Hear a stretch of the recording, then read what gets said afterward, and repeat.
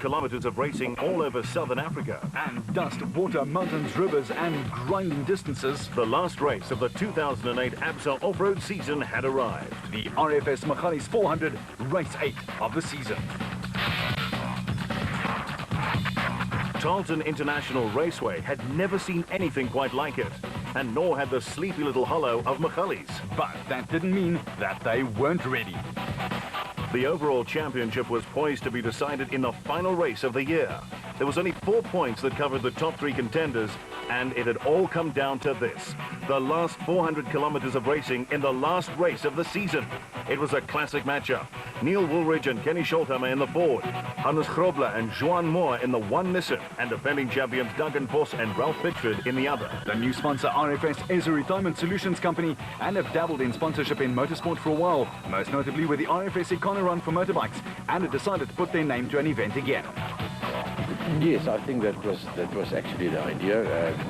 We are motorsport fanatics, and we thought that it's a good idea to put RFS as a company on the map through the sponsorship, and we hope that we can do it in future again. So for RFS, it's marketing, media exposure and public relations that you gain. Absolutely, yes. You know that we are in the pension fund industry, and what we do is one of our biggest clients is in the road freight industry, so they are closely related to transport, and we thought it's a good idea to put something back here. The Pietermaritzburg-based Ford Ranger team, the 2 former champions Neil Woolridge and Kenny Scholthammer, didn't notch up any wins, but they got it to the line in one piece every time, and never worse than third. Consistency was how they got to lead the log, but only by 3 points. But they wanted to win desperately. This is what we've been working for all year, so it's down to the final one, and we've done all our work. We've done all our work through the year, so much more we can't do. So it's sort of in our hands now to do the final one. Hopefully the weather holds out. But in saying that, if it rains, it sort of levels the playing grounds a little bit for everyone. They can throw in all sorts of things. So we don't really mind what happens, but yeah, it's final one, all or nothing. Conversely, Midrand-based Nissan have clinched 7 successive driver and co-drivers championships and 6 manufacturers' crowns since 2001. But that didn't mean they were sleeping on their laurels. I must admit that the last 2 nights, I didn't sleep very well. But yeah, you know, it's a big thing. I'd like to still win the championship, and it's very, very close. And no one of the front 3 guys can say that they're definitely going to win it. But we're going to give it our best try. So what will the tactic be, Hannes? Is it flat out from the word go, or will you sit back and wait to see what the others do? I think what will happen is we'll see today after the prologue where we lie, and then we'll play it from there. If we are reasonably in the front, I think we're going to just do a brisk pace tomorrow, and yeah, and stay in touch with the other guys that's in contention for the championship. Nissan have won 6 of the 7 rounds of the 08 Championship, taking their winning tally to a massive 50 victories in 63 races, and were ready to do it again. As for Toyota, they were ready to upset the form book and all the other carts in the bunch. Just going down to wire with a lot of the guys coming down to the final event. I'm really looking forward to it. It's a new event, so it's new for everybody. And yeah, we're coming out here to give it all. This will be a nice time to pick up another win for Toyota. Oh, absolutely. I mean, that's definitely overdue. We're hoping that we're going to get a result fairly soon. We've had a couple of gremlins through the year again, and yeah, I think we need a bit of lady luck, and I think things will turn. I mean, the Bucky's feeling really great. We've been testing a couple of times, and it really, I think it's made it a big improvement. So we'll see what the race brings us. In Class D in the Rhobi Nissan, Henry and Maurice Macken had already made space for the silverware at home. They led by 35 points and had it all sewn up. They were still looking for win number 5 though.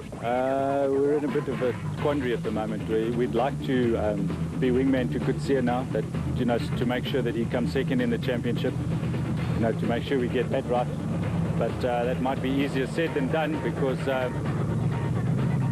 Nissan team orders are to try and get as many manufacturers' points as possible. So that means we have to go flat out to try and get a very good overall position. So I think we'll probably do a bit of both. We'll try and go as fast as we can, get an overall position, and then somehow make sure that we help make sure that Kutsia wins or at least comes second in the Class D. Kutsia Labuskachny and Johan Gerber in their race Onyx Nissan were second, but wanted to hold on for dear life, as the chasers Ramon and Maret Bezuidenhout in the Barbaspan Toyota were just 7 points behind. The special vehicle class and 3 contenders within 24 points of each other. The dice between Kali Silva, Chamir Varioa and Terence Marsh was one to really look forward to.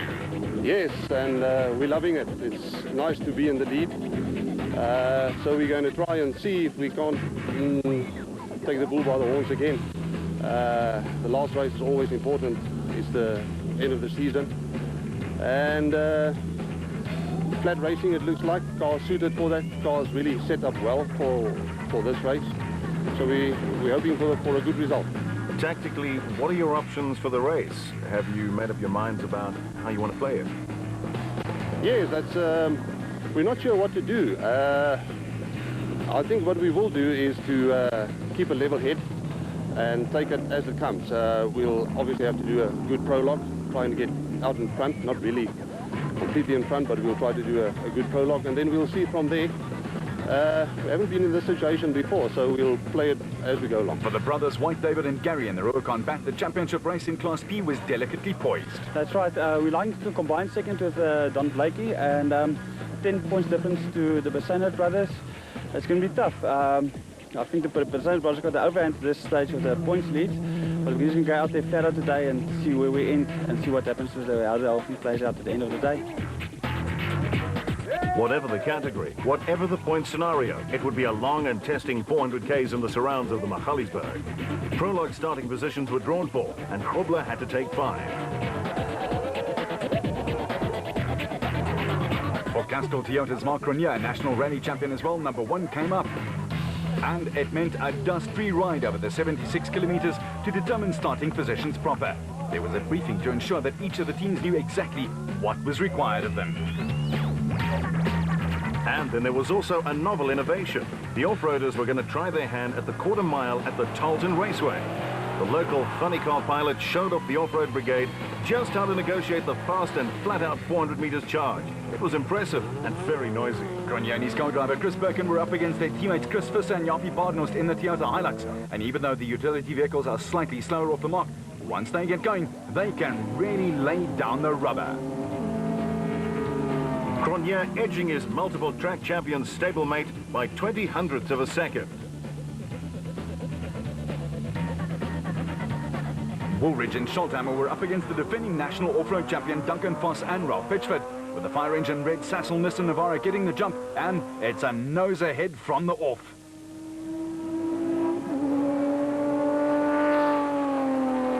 It was the fastest clocking of the afternoon, proving that Voss and his chariot was ready to do some serious battle to defend the title.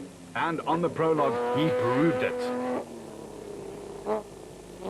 The ultra-competitive Voss is a fitness fanatic and a stickler for things being done right. The prologue was a way for him to grab the early psychological dominance, and he and Pitchford went off like the clappers. Taylor and Houghton too were eager to move up from the outside of the top 10 and score some big points on the last event of the year. They and their teammate Grenier, with the veteran navigator Birkin next to him, were also mindful of the manufacturer's championship battle, which was a battle between them and Nissan, with only a handful of points the difference. They would get some fine backing from the third factory Toyota, that of Chris Visser and Jaapie Badenhorst, who were 5th on the overall points log with 62 points. The Toyota camp have also received amazing backup from their privateers, notably the De Bruins, Hugo and Jaap in the Mickelin XL dealer Team Toyota, who have been very solid this season. And there were also a lot of drivers up there looking out for Ivar Tollefson and Quinn Evans in the third Sassel Nissan Navara. Woolridge and Scholthammer too were quite a long way back and would eventually finish 7th in the prologue run. But they had a problem because they had to puncture 15 Ks from the end. They were followed by Kobus van Tonder and Louis Weichelt standing in for Rian Guapa in the second Ford Ranger. They clocked 51 minutes and 38 seconds. Grobler had more begging for him to slow down. It was fast and it was furious. Keep real left here, keep real sharp left here.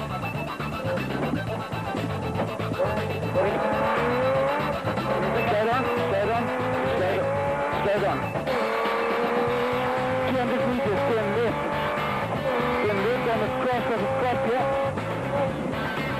Unfortunately, this duo also had a double puncture 20 k's from the end and probably eventually took 9th place and 10th place on the SP log.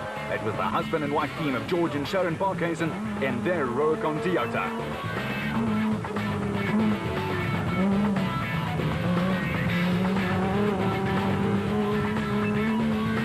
For Ryobi Nissan's Matin brothers, the cautious yet quick approach was doing the trick.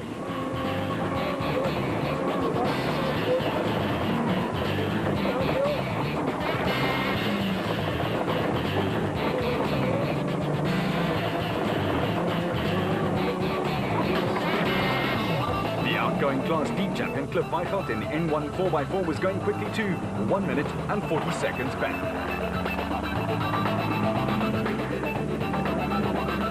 Despite some good early summer rains, the dust would be a huge factor in the Magalies area.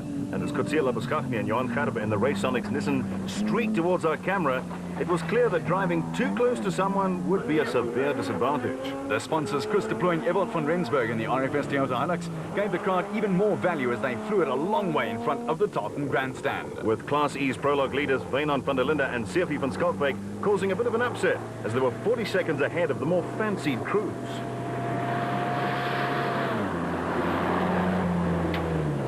And we figure they may just be Blue Bull supporters. Oh, shame. The incumbent national champions Jannie Visser and Joks Leroux in the Castor Toyota was one of those, but they were obviously taking it easy out there, trying to save the car for the long haul on the Saturday.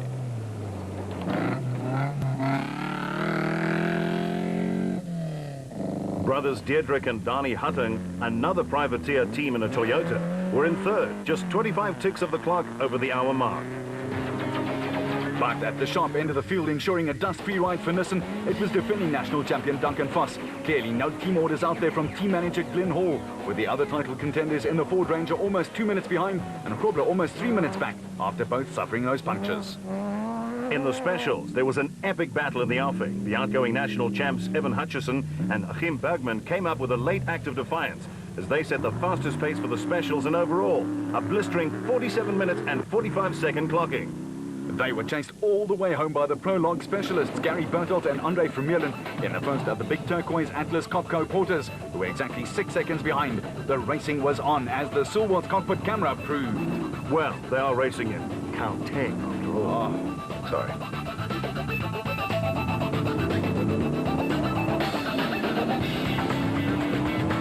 And no, I guess the next line should be that they never tire of going hard. Oh, stop it. Sorry. Well, Colin Matthews and Alan Smith were treading lightly and going quickly. They took 4th place in the Century Properties Development Bat.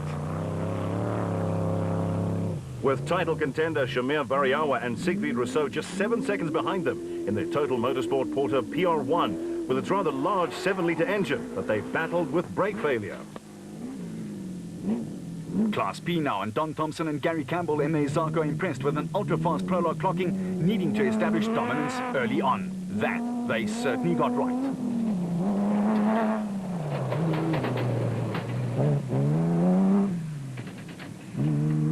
And the championship battle lines were drawn when the log leaders, brothers Johan and Etienne Bezuidenhout, took second in Class B in their silver Adenko bat, 28 seconds behind. And outgoing champion Richard Schilling, who did not have a great racing year, came charging by in third, 1 minute and 10 seconds behind Thompson in Class P. In Class B, just a minute separated defending champ Jan Kraai and Tito Voort in the Keymax Property bat. And the Rurikon bat pairing of Louw de Bruin and Rudy Brits. Voort was leading the co-drivers championship, while de Bruin set the pace for the driver stakes. A great matchup was on the go there too.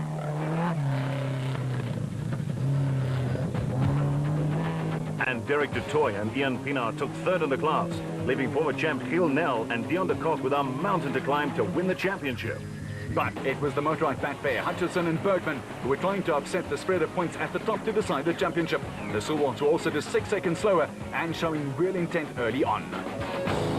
Vehicle and asset finance from Abtree. Join the Super